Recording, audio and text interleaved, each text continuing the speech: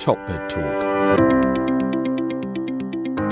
All right, well, hello, I'm Desiree Chappell, and this is TopMedTalk. We are coming to you live from the European Anesthesiology Congress, EUROANESthesia 2019 in Vienna. I'm joined today by Editor-in-Chief, Monty Mythen. Day's going well, Desiree. The day is going well. What is it now? I don't know, maybe 10 after 3. Oh, goodness. That's the witching hour for me, Monty. I usually start fading about this time. You should be waking up around this time. Yeah, I guess maybe at home. But I've already switched time zones. Okay. I'm good. Well I'm done. already adjusted. So we were able to catch an old friend here at the TopMedTalk booth. You want to introduce an old colleague as well. We've got a bit of history to share. Oh, you do? Professor T.J. Gann, and who's now at Stoney Brook. That's correct. On Long Island? In Long Island, indeed. But Greater New York, as I think of it. Long Island, which I visited. Very lovely place. It is beautiful. And in the past, our paths have crossed. Many times. In the United Kingdom, at the old Middlesex Hospital. Exactly. Various different places en route. And then we were at Duke together for a while. Indeed. Now, we had on the podcast in London, very recently, we had Professor Tim Cook. Oh, yes. I remember. Bath. And Professor Cook. he shared with us a few special facts about Duke. Oh, I'd love to know that. He told us that he played rugby at Duke, which must be very unusual. And he was in your maths class at school. Or you're in his. I don't know which one. Who was it? It's actually called Kingswood. Oh, there we go. Kingswood School in Bath. Yeah. And we were in the same class. So how did that... You're a Malaysian originally, teacher? Yes, that's right. So I finished my O-levels, as you remember. Is it still called O-levels? No, they're GCSEs now, I think. I can't keep up. But there's loads of them now. You've totally lost 14 me. of them or something. There you are. So I finished O-level in Malaysia, and then my dad decided that he couldn't really monitor me too much and couldn't manage me, so he sent me over to England to do my... Yes, and he said, I can't, you're just too wild. So he sent me to England to a boarding school. Wow. At Kingswood. Now, boarding school is like a sort of semi-open prison. Is that right? I think it's like closed prison. It's closed. like Hogwarts. Yeah. Is that right? Did you have as much fun as they have at Hogwarts? I don't know. I wish, but it was fun. It was. I learned a lot. This was the first time I left home. To fend for myself. But there, and I met my good old friend Tim Cook. Who spilled the beans on TopMedTalk You heard it here last first, week in an interview. So I didn't know that before. I knew you'd been to boarding school in the UK. I knew part of this story. Yeah. But anyway, we've come here to talk about something. Apart from we could talk about so many wonderful things. I want us to talk about Pon V. I just want a quick update. Oh, yes, TJ. Is there anything new in Pon V? Come on, tell us. There is indeed. Funny you mentioned that because we just had our... We should say what Pon V is, by the way. Oh, I'm sorry. Post-op nausea and vomiting. Yes. So the answer is yes, there is. We, in fact... so just give you a bit of background. We had our third post-operative nausea and vomiting consensus guidelines published in 2014. Yep. And now it's 2019, so a number of years has passed. So recently we had a regroup of a group of experts in post-op nausea and vomiting and had an update on the consensus guidelines. And a meeting we just had a few weeks ago, and so now we are in the middle of putting the information together.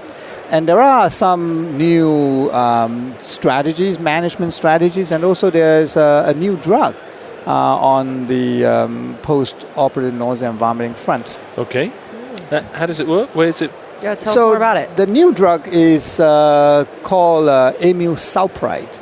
Now, amilsulpride is an interesting drug because it's a dopamine antagonist. Right. Now, we are familiar with droperidol, which is a dopamine antagonist. Now, droperidol was a very popular antiemetic until when the FDA put a black box warning back in 2001. And because of the concern about QT prolongation and torsade de pointes. Dangerous heart arrhythmias. Correct. And so as a result of that, the use of droperidol literally dropped to almost nothing. Yeah. And then since then, we couldn't get droperidol in most of the parts of the U.S. And so this drug is actually working through the same mechanism. It's a dopamine D2, D3 antagonist. So it does have a very similar efficacy like droperidol, but the advantage is that in the clinical dose that we use, it doesn't really have any increased risk in QT prolongation. So it is a bit similar to giving droperidol without concern about the QT prolongation. So that drug is currently undergoing FDA approval, and again we shall see where that leads us.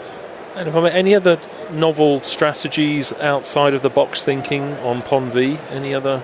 Yes, I think the other thing is that we all know that combination antiemetics work better than the single agent.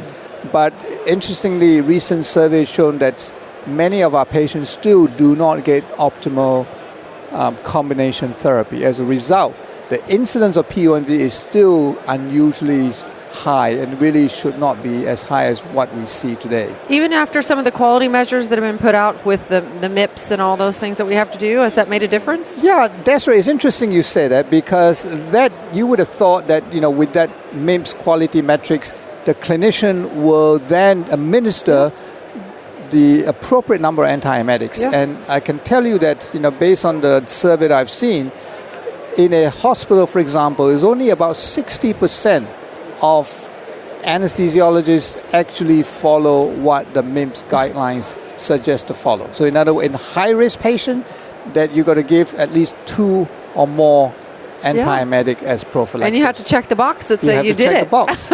But that means that this hospital do not actually get reimbursement. In fact, they get a penalty from their Medicare patients. Yeah, that's crazy.